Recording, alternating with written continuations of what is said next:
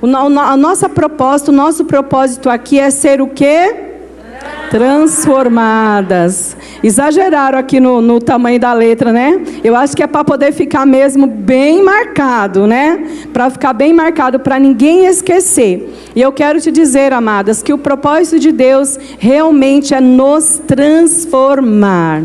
Quem aqui teve uma experiência de transformação, que o Senhor já te transformou? Não estou dizendo hoje, tá? Hoje é outra coisa, hoje é algo específico, especial. Mas quem aqui pode dizer que o Evangelho, o Reino de Deus, desde o dia em que você aceitou Jesus, a sua vida se transformou? Quem aqui pode dizer? Aleluia. Amadas, nós temos tantos testemunhos no nosso meio, é que a gente não tem tempo, né? Mas no decorrer aí dos cultos de mulheres, dos devocionais, vocês estão ouvindo aí os testemunhos, a história de vida das filhas de Deus, das servas do Senhor. Só para a gente ter aqui uma pequena noção. Quem aqui foi curada de depressão? Levanta a mão. Quem mais? Quem mais? Quem foi curado de depressão? Levanta a mão. Temos testemunhos fortíssimos aqui, né? Que no momento propício vocês vão dar. E o Senhor, Ele tem feito muitas coisas no nosso meio, muitos milagres, curado, libertado, restaurado, transformado, prosperado, mudado a sorte, mudado história, restaurado famílias, restaurado casamento. E nós temos uma receita nesta noite. Eu estou um pouco impressionada, né? Eu acho que eu posso falar, porque eu não vou falar mal. Eu quero só que vocês se atentem para a história, para o acontecimento. Eu não estou aqui para julgar nem para criticar, mas eu estou bem impressionada com essa história da Andressa Urach, né? Eu acredito que todos vocês aí conhecem, né? A história dela, uma moça que teve um passado muito forte, muito, muito terrível, né? Uma história bem terrível, tanto que ela escreveu um livro, não sei quantas tiveram a oportunidade de ler, e, enfim, de saber, deu testemunho por vários lugares. E infelizmente, né, o inimigo acabou apanhando ela novamente. Inclusive o Senhor, amados, colocou algo muito forte no meu coração, que no momento propício, eu acho que eu vou encerrar essa série sobre salvação com essa palavra. Como que nós podemos voltar atrás? Sabe? Todos nós sabemos, né? A Bíblia fala de muitas histórias, muitas situações de homens de Deus, de mulheres de Deus que estavam lá em cima no auge e que não vigiaram, e o inimigo foi trabalhando na vida e a pessoa voltou novamente para aquela mesma situação e o estado daquela pessoa ficou pior ainda, né? Então o Senhor colocou algo muito forte no meu coração, como isso acontece e por que acontece e o que nós temos que fazer para não acontecer. Então eu acredito que eu vou encerrar essa série. A gente tem aí mais 2 ou 3 semanas e é algo muito sério, muito forte, que nós temos que guardar para o resto da nossa vida cristã. Mas eu estou muito impressionada com a história dessa moça. E agora, ontem ela anunciou o fim do seu casamento, né? Tentou suicídio, foi internada no hospital psiquiátrico por 8 dias, se não me engano. Enfim, uma situação toda terrível.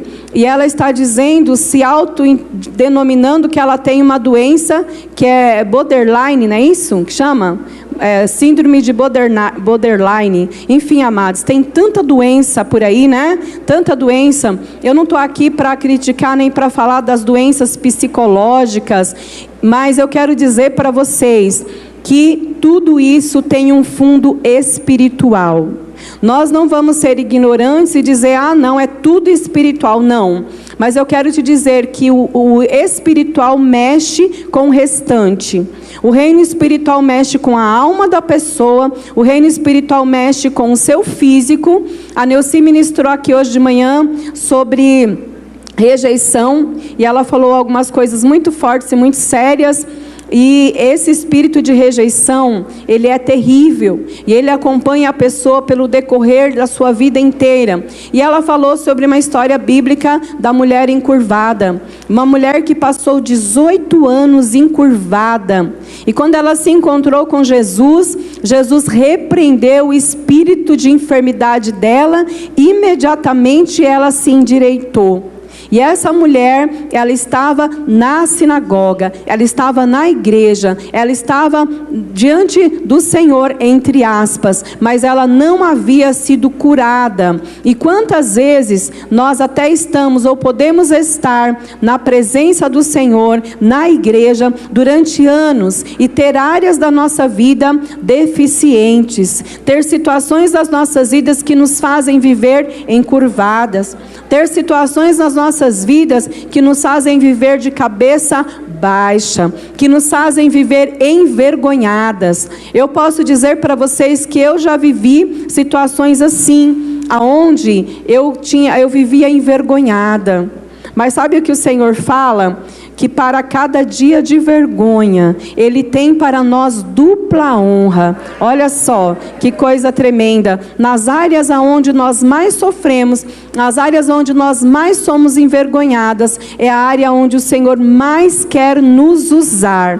Olha só, então, se você está sendo envergonhada em alguma área da sua vida, saiba que o Senhor quer que você vença, que você dê a volta por cima, e o Senhor quer te usar nessa área.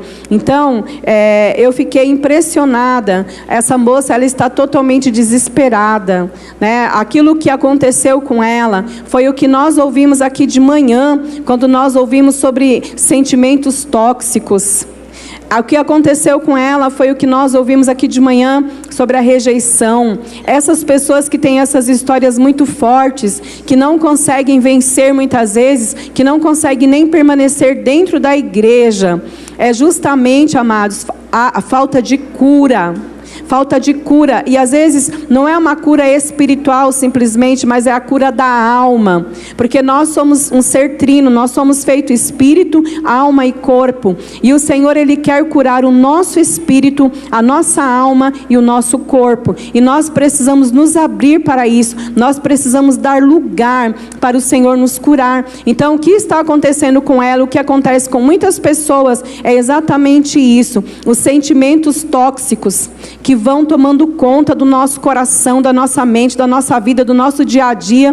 Ela deu uma entrevista dizendo que ela tinha essa síndrome aí, e que era muito difícil para a família dela conviver com ela, né? Olha só, mas na verdade é um acúmulo de situações. A Ângela falou aqui, né, com muita propriedade sobre esses sentimentos. Ela falou sobre a quadrilha, né? Achei muito interessante isso, que esses sentimentos, eles são uma quadrilha, né, que se une, que se junta. E ela falou que se nós não aprendermos a lutar contra isso e a vencer isso, nós vamos nos transformando em verdadeiros monstros. E é verdade. Quem aqui conhece, não precisa nem levantar a mão, tá? Mas quem aqui conhece uma pessoa muito ruim, que você fala assim, essa pessoa é um monstro? Todos nós, né? Todos nós conhecemos. Se não conhecemos fisicamente, conhecemos aí pela mídia. Nós tivemos aí esse caso desse rapaz. Como era o nome dele, gente? Todo mundo estava chamando ele de monstro? Lázaro. Esse Lázaro foi denominado, esse homem é um monstro. Então, quando nós vemos alguém cometendo torpezas, fazendo barbaridades, a gente fala, fulano é um monstro. Quando nós vemos, por exemplo, uma mãe matando um filho, como nós vemos aí, a gente sabe que isso sempre aconteceu, sempre acontece, mas há pouco tempo atrás eu me choquei com a história de duas mulheres, né, que elas mataram o filhinho de uma delas. Meu Deus, eu fiquei tão chocada que eu não quis nem assistir a reportagem. Eu não assisti, eu ouvi por aquilo que os outros falaram e alguma reportagem de relance que eu vi lá, mas eu não assisti porque eu não tive coragem. E a gente fala assim, essa pessoa é um monstro, e é mesmo. Sabe por quê? Porque quando nós vamos dando lugar para o inimigo nas nossas vidas, nós vamos nos transformando em monstros. Verdadeiros monstros. Tem pessoas que elas são totalmente deformadas, até fisicamente. Às vezes a gente conheceu a pessoa lá atrás, há 10 anos atrás, e a gente encontra a pessoa e ela está totalmente modificada, transformada. Ela realmente está parecendo um monstro. Mas ela não percebe aquilo. Aquilo é algo inconsciente que a pessoa não consegue perceber. E eu quero dizer para vocês que a cura do Senhor para as nossas vidas está em Cristo, está no Evangelho, está na palavra de Deus. Está escrito: e conhecereis a verdade, e a verdade vos libertará. Nós temos aqui testemunhos muito fortes. Eu vou passar só rapidinho, mas um dia eu ainda vou dar a oportunidade para você, tá, Vera? Para você contar com detalhes, né? Ainda você não contou esse testemunho aqui na igreja, porque eu entendo que não era a hora, né? Você precisa estar preparada, porque o inimigo não é brincadeira. Às vezes a gente vai contar um testemunho e depois o inimigo vem e nos, né, retalha. Mas a Vera tem um testemunho muito forte de depressão. Ela foi parar até no hospital psiquiátrico, não foi? Lá na Bahia? No CAPS. Ela foi embora, ela ficou tão doida que ela foi embora, deixou o marido dela aqui, foi para a Bahia, ficou 3 meses lá, ficou doida de pedra. Por quê? Porque ela estava fora do centro da vontade de Deus, do propósito de Deus para a vida dela, porque ela ficou indignada. O título da minha mensagem nesta noite: indignada nunca mais. Cadê aqui a minha fotinha, a minha chamada? Estavam muito boas as chamadas, parabéns aí para as meninas da mídia, estavam muito boas. Então, em algum momento da vida dela, ela ficou indignada. O Taíde pregou aqui também terça-feira, a gente tem falado muito sobre isso, e ele falou que muitas pessoas, elas não aceitam a correção, e a correção de Deus. Então elas deixam que a raiz de amargura permeie, penetre o seu coração e vá ali destruindo. A Neuci falou sobre rejeição, e ela mostrou umas imagens, amados, muito fortes, muito fortes. Primeiro ela mostrou a imagem de um bichinho que estava morto. Quem aqui já viu a Daiane também, um dia que ela pregou aqui, ela trouxe uma foto de um cachorro morto horrível. Quem aqui já viu um bicho morto que ele está inchado assim? É horrível, né?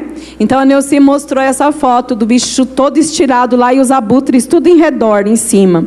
Quantas vezes esses sentimentos tóxicos vão nos inchando? A gente vai ficando inchada, a gente vai morrendo. Aí depois ela mostrou a foto que só estava ossada, né? Os abutres tinham... E é exatamente isso, amados, que o inimigo das nossas almas, ele faz com a gente. A gente vai ficando inchado de nós mesmos, do nosso eu, dos nossos pensamentos tóxicos, do nosso achismo, do nosso não levo desaforo para casa, né? E coisas desse tipo que a gente vai indo pela vida e tantas coisas que a gente vai fazendo, vai criando, vai causando, e aí a gente vai ficando inchado a ponto de explodir. E o intento do inimigo é trazer uma destruição total e completa sobre as nossas vidas. Mas em Deus nós encontramos a saída. Em Deus nós encontramos a solução. E eu quero dizer para você, muitas vezes nós achamos que o problema é todo mundo. O problema é tudo e todos, né? Isso é um engano do diabo. Isso é um engano terrível. Eu sei que tem pessoas ruins e é muito ruim conviver com gente ruim, né? Eu sei que muitas de vocês aqui têm marido que não é bom. Eu sei disso. E eu sei o que é ter um marido que não é bom, porque eu já tive. Então é horrível. Eu sei que tem pessoas que são boas mesmo. Eu sei que tem pessoas que não são. Mas existe um engano do diabo que coloca no nosso coração um veneno contra as pessoas. Eu posso dizer para vocês, eu sempre falo isso, né? Meu marido fala, para de ficar falando isso e tal. Eu falei, não, eu vou falar, né? Eu sempre falo isso, é uma verdade. Meu marido, ele é maravilhoso, um santo homem de Deus, mas teve um momento das nossas vidas que o diabo colocou no meu coração que ele era ruim, né? Obrigada. Algumas de vocês sabem, né, que ele é o meu segundo marido. Meu primeiro marido, ele é falecido, foi assassinado, infelizmente. Nós já estávamos separados quando isso aconteceu. Mas, graças a Deus, pela misericórdia do Senhor, o Senhor restaurou a minha vida, né? Me deu um marido abençoado, maravilhoso, uma bênção. Mas, em certo momento, o diabo começou a trabalhar no meu coração e eu comecei a ter uma visão distorcida dele. E ele também, é claro, que tinha alguns probleminhas, né? Porque até a pessoa ser curada. Então o inimigo começou a colocar uma visão distorcida. E eu comecei a achar muita coisa. Eu já falei para algumas pessoas que teve momentos assim, de eu sentir ódio dele. Ódio. Sabe assim, ódio mesmo? Algo muito sério, muito forte.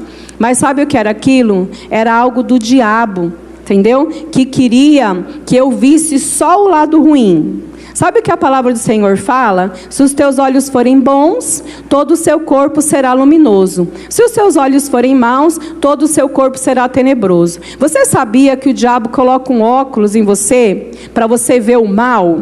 Ver o mal nas pessoas, só vê o mal, só vê o lado ruim. Principalmente no marido. Tem mulheres que ela só vê o mal no marido, ela só vê o mal nos filhos, ela só vê o mal no chefe, ela só vê o mal na igreja, na comunidade onde ela está, todo lugar que ela está, ela só vê o mal. Por quê? Porque isso é uma ação maligna, são sentimentos tóxicos, é aquilo que o diabo quer mostrar. Mas sabe o que nós aprendemos em Deus? A extrair o melhor das pessoas. A extrair o melhor das pessoas. E quando nós vamos extraindo o melhor das pessoas, nós vamos aprendendo a lidar.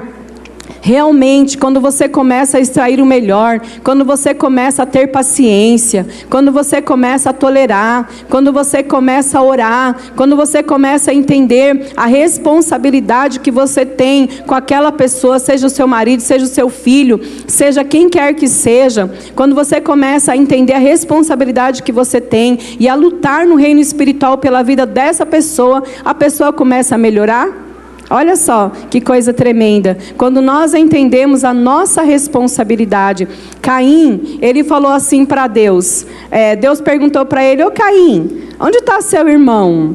Ele falou assim: acaso sou eu o guardião do meu irmão? E ele já tinha feito o quê? Matado o seu irmão.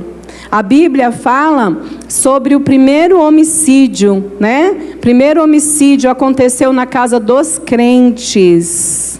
Na casa de Adão e Eva, os primeiros servos de Deus, né? O primeiro casal, ser humano. A Bíblia fala Adão, Eva e Deus. Ali já estava, né, três pessoas, Adão, Eva e Deus. Eles não eram descrentes, eles não estavam fora da igreja, eles não estavam fora da presença de Deus, tá? Eu estou parafraseando. Então o primeiro homicídio aconteceu na casa dos crentes. Olha só que coisa mais terrível e mais triste. Mas por que aconteceu isso? Porque Caim não vigiou seu coração.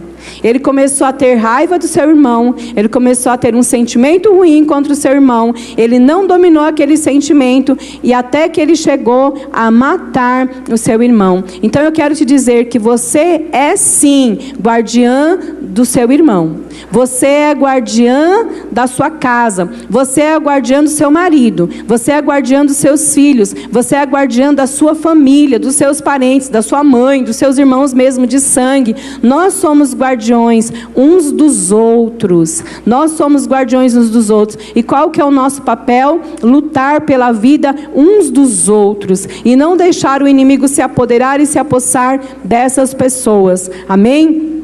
Mas vamos lá. Eu vou falar sobre indignação. Definição do que é indignação.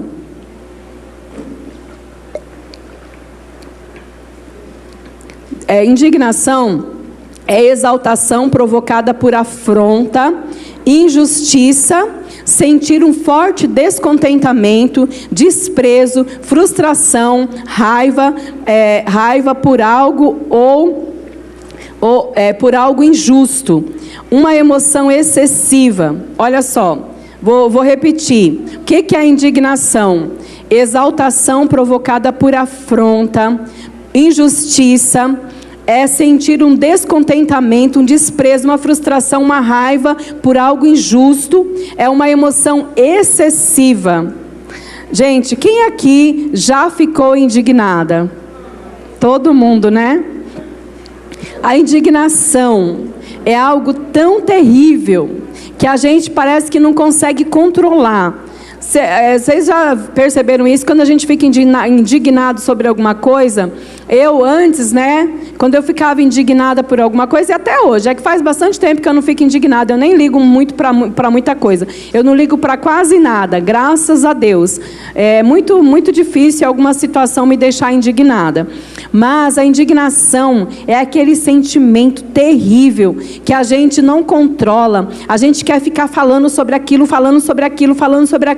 todo mundo que chega, a gente quer contar aquela história, a gente quer falar sobre aquilo, a gente quer ter atitudes com relação àquilo. Às vezes passa 1 ano, passa 2 anos, passa 10 anos, passa 20 anos, e a gente continua, né, com aquelas atitudes, com aquela, sempre reagindo de acordo com aquilo. É algo assim, amados, terrível. A indignação, ela é algo terrível.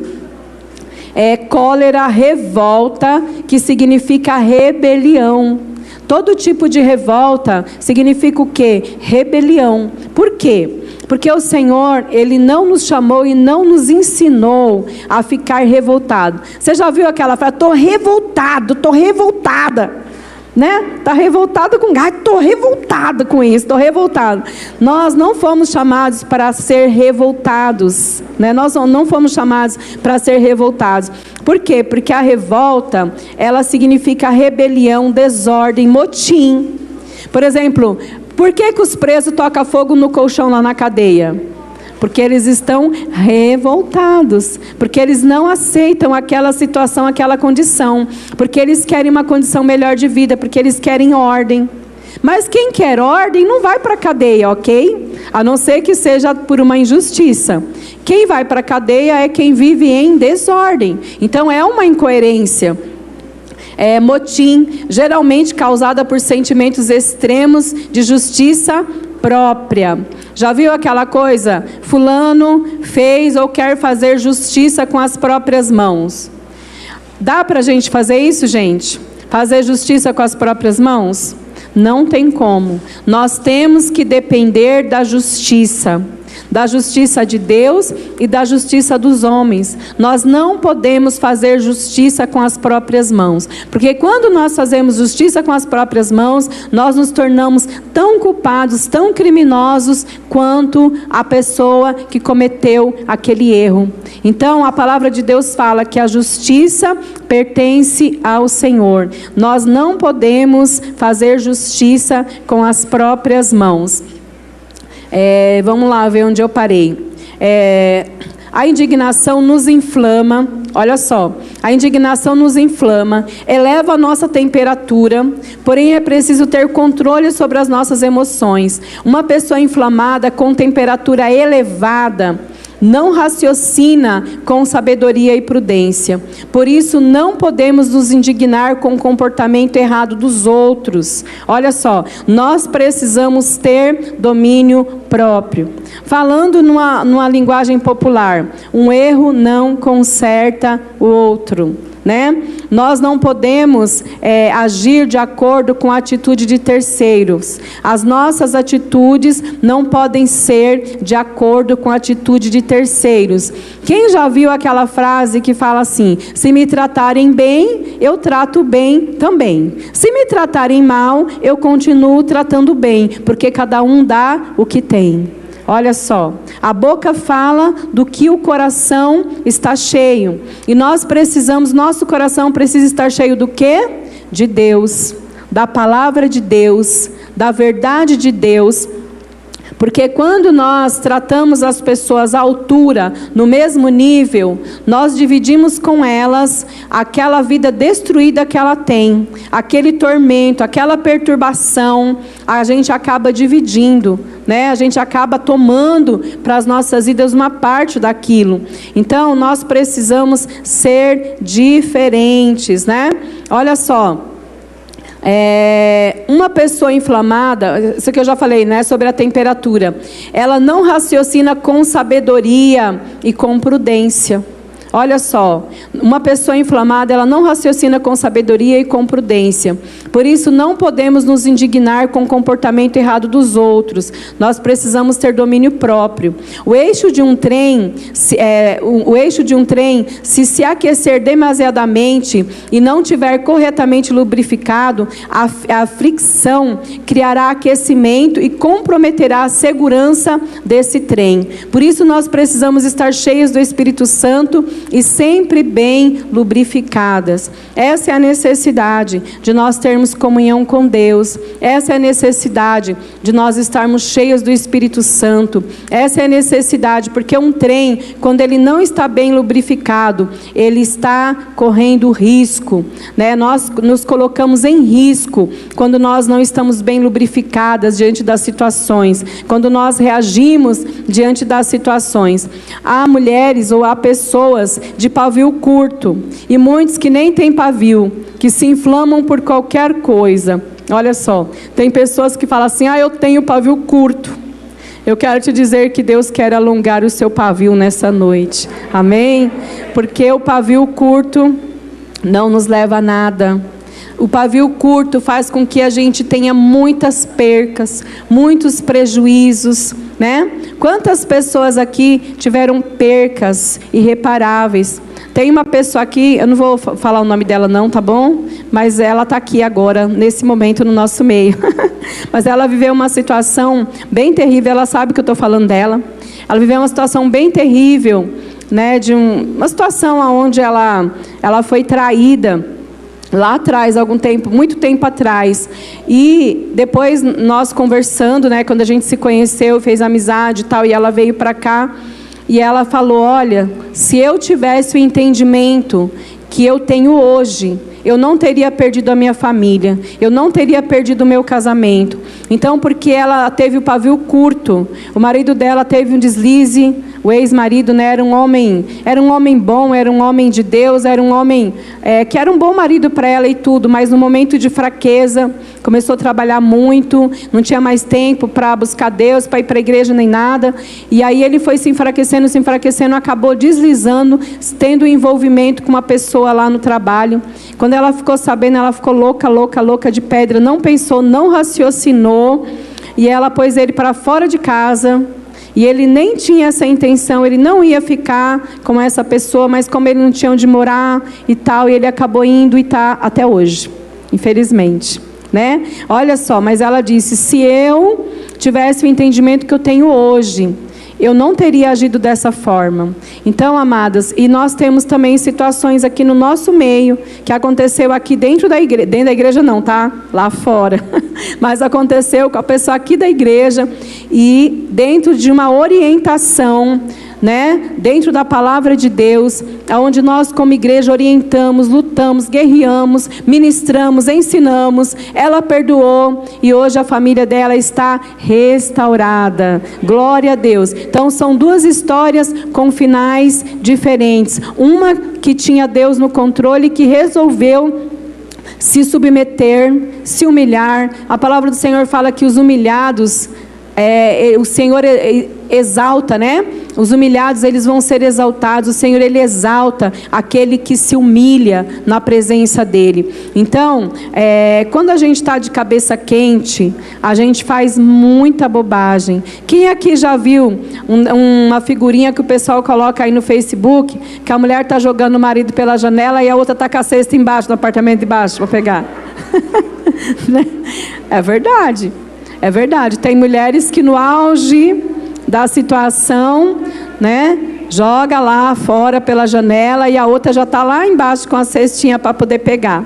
Então nós temos que ter, amadas, sabedoria. A gente tem que entender o reino espiritual. A gente tem que entender aquilo que o inimigo prepara, os laços, as armadilhas, as ciladas de Satanás, né? Tem uma conhecida minha, A sobrinha da Nilce, ela era muito engraçada, né? Ela falava assim, se eu pegar meu marido fazendo alguma coisa errada, pegar ele com qualquer coisa errada, dou uma surra nele, arrebento ele todinho, mas eu não largo. Ele continua comigo, eu não vou largar ele, porque eu não vou ter andado esse tempo todo aí, e depois, agora eu vou ficar sozinha, com filho para criar, não vou ficar não. Dou uma surra bem dada nele, não aconselho ninguém a fazer isso não, tá? Mas era o que ela falava. Mas eu não largo, não vou deixar não. Então a gente tem que ter sabedoria e tem que buscar do Senhor para poder vencer as nossas guerras. Mas alguém muito indignado não consegue fazer isso não. Né? O inimigo ele trabalha fortemente aí na ira, na indignação, na autojustiça, na justiça própria. Voltando aqui, eu quero falar para vocês também rapidamente da história de um homem da Bíblia, que ele teve muitos prejuízos por ter o pavio curto. Eu nem vou colocar o texto aqui, tá? Esse texto está lá em Êxodo 2, do 11 até o versículo 15, 14, 16, mas eu não vou ler por causa do horário, mas eu vou contar a história. Moisés, todos conhecem a história de Moisés, e um dia ele saiu para visitar lá os seus irmãos, e ele viu um egípcio maltratando um hebreu, que era do povo dele. Aí ele ficou irado, indignado. O que ele fez? Ele foi separar a briga e acabou matando o egípcio. Aí ele pegou e enterrou lá na areia, ninguém ficou sabendo e tal. E aí quando foi no outro dia, ele viu dois irmãos, né? Dois hebreus brigando. E aí ele foi lá falar, apartar a briga. E aí ele falou assim, que é? Quem que te colocou como Senhor sobre nós? Você vai me matar que nem você matou o egípcio?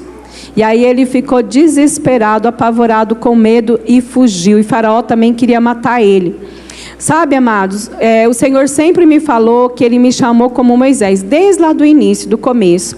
E uma das coisas que Deus, Ele sempre quis tratar comigo profundamente, foi com relação a essa questão da indignação, né? De não ficar indignada com as coisas, com as situações, até mesmo com os conflitos. Por exemplo, eu tinha uma dificuldade muito grande de resolver os conflitos na igreja.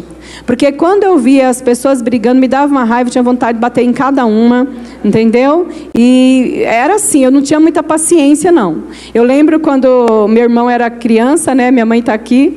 Meu irmão era criança, ele brigava muito com a minha prima, que era da mesma idade. Brigava. Aí um dia elas combinaram, minha mãe e minha tia amarraram os dois lá junto, abraçados, e bateram nos dois, né? Então eu não tinha muita paciência, eu ficava irritada, irada. E eu acabava fazendo como Moisés, né? E Moisés, ele fez isso, e por causa disso o ministério dele foi retardado. Ele teve que fugir para o deserto. Ele passou 40 anos no deserto, só por causa da ira, da indignação, da justiça própria, porque ele foi tentar resolver uma situação e piorou aquela situação. Então, o que o Senhor quer de nós? Que essa indignação, ela saia da nossa vida. Que a gente aprenda a resolver conflitos. Hoje, graças a Deus, eu vivo na santa paz de Deus, né? Quando tenho um conflito, eu vou lá, resolvo um conflito aqui, resolvo um conflito ali, resolvo o conflito do povo na igreja, resolvo o conflito do povo fora da igreja, resolvo o conflito da família, resolvo o conflito de quem me chamar para resolver. Eu vou lá e resolvo. Por quê? Porque a palavra de Deus, ela tem para nós essa orientação. A palavra de Deus, ela tem essa sabedoria, esse conselho para nós resolvermos conflitos, para nós termos a atitude correta diante das situações, para nós não ficarmos indignadas com as situações, para nós termos um coração perdoador, né? Para nós aprendermos a lidar. E agora esses textos eu vou ler rapidamente, mas eu quero falar sobre Jesus, né?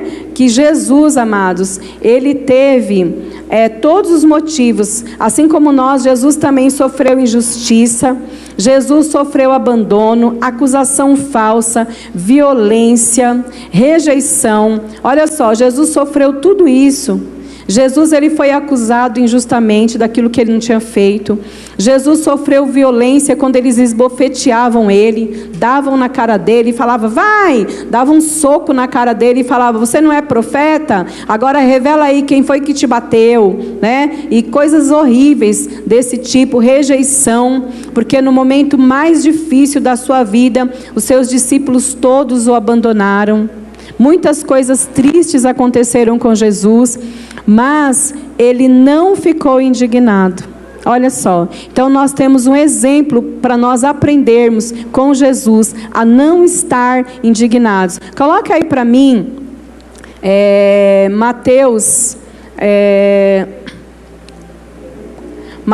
16, 26, não é não? Meu marido que digitou aqui para mim, Mateus 26,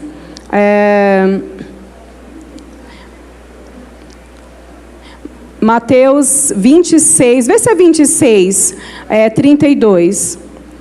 Ele colocou aqui 16. Vamos lá.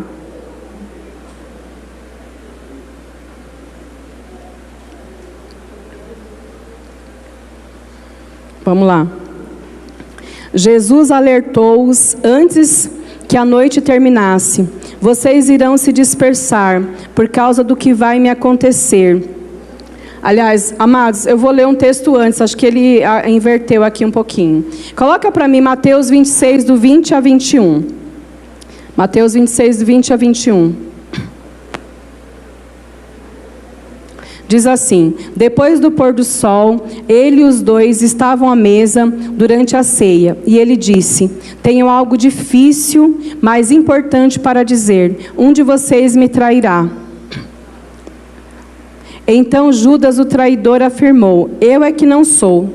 Jesus disse, você sabe que é você, Judas.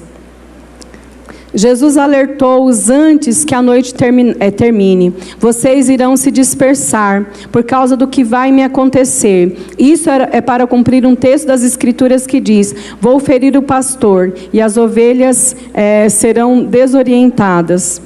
Mas Pedro, todo afoito, afirmou, ainda que todo mundo fuja, eu nunca fugirei. Jesus respondeu, não tenha tanta certeza. Ainda esta noite, antes que o galo cante, você me negará 3 vezes. Pedro protestou, falando sem pensar, ainda que eu tenha de morrer contigo, jamais te negarei. Todos os outros disseram o mesmo. Olha só, amados. Aqui, esse mesmo texto está contando a história de 2 traidores, Judas e Pedro. 2 traidores, né? Judas, Jesus estava falando ali, alertando que alguém iria traí-lo. E Judas falou assim, eu é que não sou. Jesus falou, Judas, você sabe que é você. E Judas realmente, ele sabia que era ele. Porque todas nós sabemos o que está no nosso coração. Todas nós sabemos, e muitas vezes o Senhor, Ele está nos alertando, Ele está falando conosco, Ele está nos mostrando, como Caim. O Senhor falou ali para Caim, Caim, o pecado já está à porta e cabe a você dominar. O Senhor estava alertando, nós sabemos o que está no nosso coração, que é ruim, que precisa sair. E o Senhor estava falando, um de vocês vai me trair. E Judas falou assim, eu que não sou. Né? Olha só a autoconfiança. Pedro também. Pedro começou a falar ali. Jesus falou, olha, eu preciso falar com vocês algo muito triste, muito difícil que vai acontecer. Vão ferir o pastor e as ovelhas vão se dispersar. E ali Pedro falou, Senhor, eu estou com o Senhor, né? Eu vou com o Senhor até a morte. Jesus falou, Pedro, ainda que antes que o galo cante essa noite, você me negará 3 vezes. Sabe o que isso nos mostra? Que muitas vezes nós não nos conhecemos. A gente não sabe o que está dentro de nós. A gente só vai saber o que está dentro de nós dentro das situações. A gente só vai saber o que está dentro de nós dentro das situações. Pode voltar lá. Pode dar sequência aos textos. Quando voltou aos discípulos, encontrou... É esse mesmo? Espera só um pouquinho, gente. Mateus 26, 31. Mateus 26, 31 e 32. É esse, né? Quando voltou aos discípulos, aqui já fala que Jesus, ele estava orando lá no Getsemane, porque ele estava sentindo uma grande angústia. Ele estava sentindo uma grande aflição e ele foi orar. Meninas, o que nós temos que fazer quando a gente começa a ficar angustiada? Orar, buscar o Senhor. Quando encontrou os discípulos dormindo e disse a Pedro: vocês não podem aguentar nem por uma hora? Fiquem atentos. Orem sempre para que não caiam em tentação, antes mesmo de perceber o perigo. Olha só, por que nós precisamos orar? Para não cair em tentação e para perceber o perigo. Nós precisamos perceber, né? Uma parte de vocês está disposta a fazer qualquer coisa por Deus, mas a outra parte simplesmente não reage. Olha só, quem aqui entende isso que eu estou falando para vocês? Existe dentro de nós, amadas, uma guerra, uma batalha espiritual. Olha só, uma parte de nós está disposta a fazer qualquer coisa por Deus, mas a outra parte simplesmente não reage. Então, por isso que nós precisamos ser insistentes, nós precisamos insistir. Na outra versão diz, né, que a carne, que o espírito na verdade está pronto, mas a carne, ela é fraca. Então é por isso que nós precisamos ter uma vida com Deus. É por isso que nós precisamos orar. É por isso que nós precisamos buscar ao Senhor constantemente. Tem pessoas que falam assim: não preciso ficar enfiada dentro de uma igreja. Realmente, amadas, você não precisa ficar enfiada dentro de uma igreja por causa da igreja ou por qualquer motivo, mas você precisa aprender. A nossa vida espiritual, eu falei no discipulado e falei também quinta-feira aqui, a nossa vida espiritual é uma constante. Por exemplo, quando a pessoa ela quer ganhar massa muscular, o que ela tem que fazer? Estar constantemente na academia. Se a pessoa para, o que acontece? Ela perde massa muscular. E uma pessoa também que ela quer perder peso, aí ela vai fazendo dieta, fazendo regime, fazendo tudo o que precisa fazer. Aí de repente ela para e ela começa a fazer tudo o que ela não deve fazer. Comer muito, não fazer exercício, coisas desse tipo. O que vai acontecer? Ela vai ganhar peso novamente. Então a nossa vida espiritual, ela é uma constante. Não é uma coisa permanente, que você conseguiu um estágio hoje e já está bem, você já está bem, você não precisa mais. Não é assim. Assim como a nossa casa precisa ser limpa constantemente, assim como nós precisamos nos alimentar fisicamente. Você comeu 3 dias atrás, já está bom, não precisa comer hoje? Não, a gente tem que se alimentar constantemente. Então assim também é a nossa vida espiritual. Pode voltar aqui.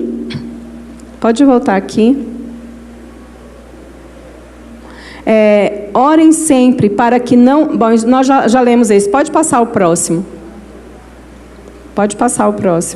O grupo que prendeu Jesus levou-o perante Caifás, e o sacerdote principal, local em que os líderes do povo e os líderes religiosos estavam reunidos. Pedro o seguia à distância, numa distância segura. Quando chegaram ao pátio do sacerdote principal, ele se esgueirou e misturou-se com os servos para ver o que ia acontecer. Pode passar. Pedro estava seguindo Jesus como, amados? De longe. Pedro estava seguindo Jesus de longe. Os principais sacerdotes, conspirando com o concílio judaico, tentaram forjar acusações contra Jesus para condená-lo à morte. Mas ainda que tentassem uma acusação falsa após outra, nenhuma era convincente. Nessa hora, o sacerdote principal perdeu a compostura, rasgando a própria roupa, e gritou: ele blasfemou! Vocês vão ficar parados diante dessa blasfêmia? Todos gritaram: morte, morte! Ele merece sentença de morte. Olha só, e eu te pergunto, tudo isso daqui, Jesus realmente merecia? Era uma verdade? Não. Era tudo uma conspiração. Era tudo uma falsa acusação. Pode passar, próximo. Os homens começaram a cuspir e a bater nele. Enquanto esbofeteavam, faziam piadas. Aquilo que eu falei, profetize, Messias. Diga quem foi que te bateu agora.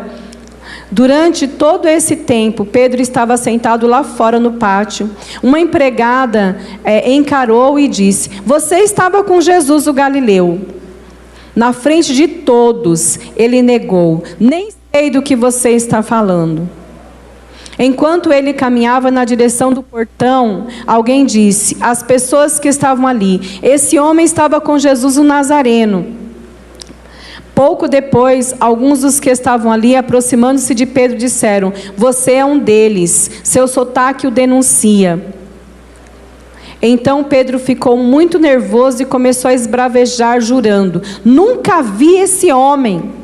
Aquele lá que falou, agora há pouco, que ia com ele até a morte, que era ali o seu discípulo ali de peso, né? Pedro, Tiago e João, né? Andava ali com Jesus. Ele era um dos 3 mais próximos, mais íntimos de Jesus. Olha o que ele estava dizendo. Eu não conheço esse homem. Ficou irado, praguejou, esbravejou. Não conheço esse homem. Jesus foi abandonado por todos. Todos viraram as costas para ele. Aquele que disse que ia com ele até a morte. Aquele que Jesus deu autoridade, como o Taíde pregou aqui, né? Judas recebeu autoridade. Estou falando de Pedro, mas também já vou falar de Judas. Judas recebeu autoridade sobre os demônios. Judas era o tesoureiro de Jesus. Jesus deu o bocado molhado para Judas. Judas comia na mesa com Jesus. Jesus molhou o pão lá no café lá, ou sei lá o que era naquela época, e deu na boca, deu lá para Judas. Judas foi lá e vendeu Jesus por 30 moedas de prata. Sabe o que é isso? Eu vou trazer para os dias de hoje para poder vocês entenderem melhor. Fica pensando, aquela pessoa mais íntima, que você mais ama, está amarrado, em nome de Jesus, tá? É só uma suposição. Seu marido, quem é casado aqui? Levanta a mão. Quem ama aqui seu marido? E ele acha que ele te ama. Glória a Deus, ele te ama, tá? Creia nisso, em nome de Jesus. Mas fica pensando, se Deus o livre e guarde, está amarrado, só um exemplo para você entender a palavra, então eu vou aqui ilustrar. Que você fique sabendo, de repente, que o seu marido armou um plano de te sequestrar e matar você por causa de R$300. Ou 3.000. Vou aumentar um pouquinho, para vocês não ficarem tão indignadas. Fica pensando, quem aqui já viu essas histórias aí que a pessoa descobre que foi o marido que mandou matar, né? Que planejou a morte, às vezes por causa do seguro de vida, porque queria se livrar da mulher mesmo, porque estava envolvido com outra, não queria se expor, ou porque tinha uma amante, a amante engravidou e ameaçou de contar, e coisas desse tipo. Aí a pessoa tinha muitos bens, não queria dividir, coisas desse tipo. Fica pensando, se você fica sabendo que a pessoa mais próxima, eu usei o exemplo de marido, mas pode ser filho, a pessoa mais próxima, que você mais ama, que você mais confia, fica sabendo que a pessoa armou um plano para te matar por R$300, por 3.000. É muito revoltante, gente. É revoltante demais. Foi o que aconteceu com Jesus. Judas vendeu ele por 30 moedas de prata. Olha só. E quando Judas chegou ali, com aquele grupo lá dos fariseus para prender Jesus, ele falou assim, aí todo mundo, quem é? Que estava todo mundo junto. Judas falou assim, aquele a quem eu beijar. Por isso que a gente fala do beijo da traição, né? Então Judas foi lá e beijou Jesus. Aí Jesus falou assim, que queres, amigo? Olha o que Jesus falou para Judas, que queres, amigo? E Jesus não falou isso porque ele estava enganado não, viu? Porque ele já tinha falado, Judas, você sabe que é você. Então Jesus não falou isso porque não sabia. Jesus sabia. Mas Jesus, ele era assim, que queres, amigo? Então, quem Judas se tornou, não mudou quem Jesus era. Olha só, amadas, que coisa tremenda. A traição, aquilo que as pessoas são, ou aquilo que as pessoas se tornaram, não pode mudar quem você é. Não pode nos mudar, né? Então, Jesus, ele tinha todos os motivos para ficar indignado. Porém, ele não ficou indignado. Eu não vou ler mais aqui os textos, eu vou só falar para vocês. Jesus tinha ou não motivos para ficar indignado? Jesus tinha todos os motivos. Mas qual foi a posição dele com Judas e com Pedro? Com Judas, Jesus não teve nenhuma posição, porque Judas, quando ele descobriu tudo, né, ele entregou Jesus por 30 moedas de prata. A gente não sabia o que se passou na cabeça dele, qual foi a doidura, qual foi a loucura, por que ele fez aquilo, mas de repente ele caiu em si. E ele tinha chance de perdão. Se ele tivesse arrependido, se ele tivesse chegado para Jesus lá, se arrependido, Senhor, me perdoa e tal, certamente o Senhor tinha perdoado ele. Mas Judas, ele não teve arrependimento, ele teve remorso. Então ele foi lá, ele se sentiu muito mal, muito culpado por aquilo que ele fez. E eu quero te falar que um dos sentimentos horríveis que Satanás coloca é o sentimento de culpa, o sentimento de remorso sobre o coração das pessoas. Quando a pessoa faz uma coisa muito errada, muitas vezes ela acha que não tem mais jeito para ela. Por isso que as pessoas se suicidam, por isso que acontecem tantas coisas. Então, ao invés de se arrepender, de buscar perdão de Deus, às vezes a pessoa, ela sabe que ela errou, que ela fez errado, mas ela não tem coragem de ir lá, de se humilhar, de pedir perdão. Então ela prefere se autodestruir. E Judas foi lá e se enforcou. E foi algo assim terrível. Porém, tudo isso já estava previsto, escrito já, né? Já estava nas Escrituras. E Pedro, quando falaram para ele, né? Quando na última negação que o galo cantou, Pedro levou um choque, ele se lembrou, ele olhou e viu Jesus olhando para ele. E ele se lembrou daquilo que Jesus havia dito. E ele chorou amargamente. E nós vemos que depois, lá na frente, depois da morte de Jesus, quando Jesus ressuscitou, Pedro, ele estava decepcionado, ferido, frustrado. Ele tinha esquecido tudo que Jesus tinha falado, ele tinha esquecido quem ele era, e ele voltou a pescar. E Jesus apareceu para ele e falou com ele, e ali ele chorou amargamente. Jesus falou para ele: Pedro, tu me amas? 3 vezes: Pedro, tu me amas? Pedro, tu me amas? E ali na terceira vez, ele chorou amargamente, copiosamente. E ali ele recebeu o perdão de Deus sobre a vida dele. E ele foi totalmente curado. Ele foi totalmente transformado. Pedro, ele fez isso não por maldade. Ele fez isso por medo. Ele fez isso por covardia. Ele teve medo de ser preso também. Ele teve medo de ser morto. Então o maior problema de Pedro era a covardia. O maior problema de Pedro era o medo. Quando ele falou ali para Jesus: não, Senhor, o Senhor não vai ser crucificado não, que Jesus falou: para trás de mim, Satanás. Então, na verdade, ele estava falando aquilo porque ele tinha um sentimento de autopreservação. Ele tinha medo. Ele tinha medo do sofrimento. Ele não queria passar aquilo que Jesus estava passando. Porém, Jesus curou Pedro completamente, que ele perdeu todo o medo. Ele não era mais escravo do medo. Ele perdeu todo o medo. E lá na frente nós vemos Pedro sendo crucificado por causa do Evangelho. Mas ele falou assim: olha, me crucifica de cabeça para baixo, porque eu não sou digno de ser crucificado como o meu Senhor. Olha só, eu quero que você se coloque em pé nesta noite. Eu quero que você